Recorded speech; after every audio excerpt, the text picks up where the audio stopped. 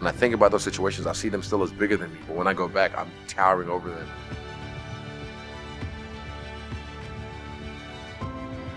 But for me, when it's, when I say that, I don't say it lightly. So when I say I was willing to die, I was willing to kill. In that last round, I dropped him in, I think, four times. I rocked him probably like 6 times. And the last 10 seconds, that flurry, I was shifting, shifting. I dropped him, like 5 seconds left, and I just threw an elbow on him. I was trying to kill him. Really, because dog eat dog. I'm trying to eat. Israel Adesanya's advice on other people and yourself. There are times when people don't really have faith in you and your decisions, but the only important thing is that you should have faith in yourself, and you should show them how great you are, whether they believe you or not. It is really important at times of pressure that you let your instincts take charge. Don't let people get on your nerves and just do what you want to do, because there always will be some people who will try to bring you down, but you still have to find a way to stand tall. You need to be strong and brave enough to fight for your dreams. You should not be worrying about anything, because nothing really matters in front of the goals you have set for yourself. If you really want to be something, give it your best, and you will achieve it in no time. If you really want to achieve something, you would also have to give a lot of things up, and this is where most people just back off. They cannot bear losing their sleep or their luxuries, but just know that your goals are worth all the sacrifices that you make. It is not always like positive affirmations are going to be sufficient for you. You can wake up every day and remind yourself not to care,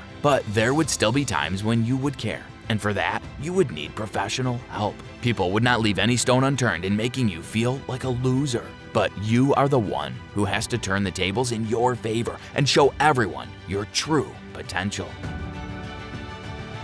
I've seen it so many times. When you see one of us rising, you want to tear him down because you feel inadequate and you want to call it humble. I am extraordinarily humble, believe me. But you'll never know that because you never get to know me. Understand this. If you see one of us shining, pump them up, embrace them. Because if they win, we win. If I win, you win. Understand that.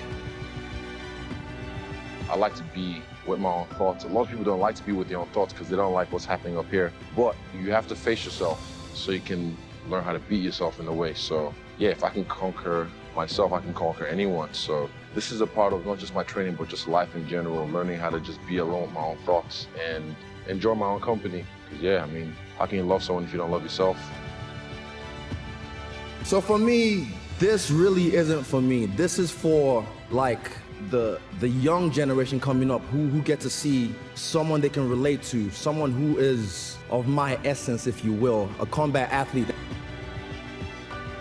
When they see me shining and they see how I'm working, they're like, you know why I recognize jealousy in other people? I used to be that guy. I wouldn't say hate everyone, but there was one of my friends, I saw on my Instagram the story, who I was jealous of because he was working in the mines, getting like $2,500 a week. And he was telling me, this is when I just moved to Auckland. He was telling me, come through, get some work. I'll look after, I'll make sure you get this job and get on the same pay as me. And after a while, I realized I stopped like fucking with him or like texting him back. And I didn't realize, I was like, why am I jealous? And I realized it's nothing to do with him. He's not taking anything away from me, you know? So once I identified the monster, I can kill it. And now when I see it in other people, it's so easy to smell.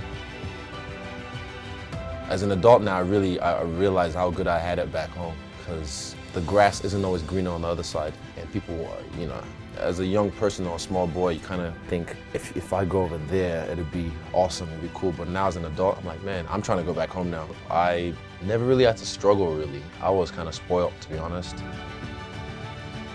Because my father was very well off. My mom, they had a lot of businesses. They, worked for some big companies. Moving to New Zealand, it was culture shock, definitely, because everything looked like how things look on TV, like in a movie. You see houses with chimneys, like things like that. I was like, yeah, that's what Santa Claus goes down.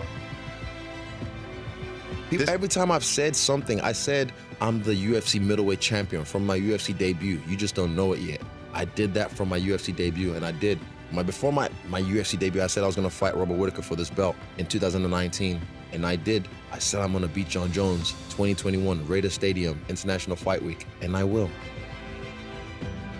Every single time I say something, I always find a way. There's a method to my madness. I put it out there in front of the world, so that way, I do everything in my power. My subconscious does everything in its power to make it happen. If not, then I have to eat my words. And I don't like doing that, So I make them eat their words every single time. Well, to G myself up sometimes, if you ever feel, down, sometimes you look at yourself and you give yourself positive affirmations. That was something I used to do every morning.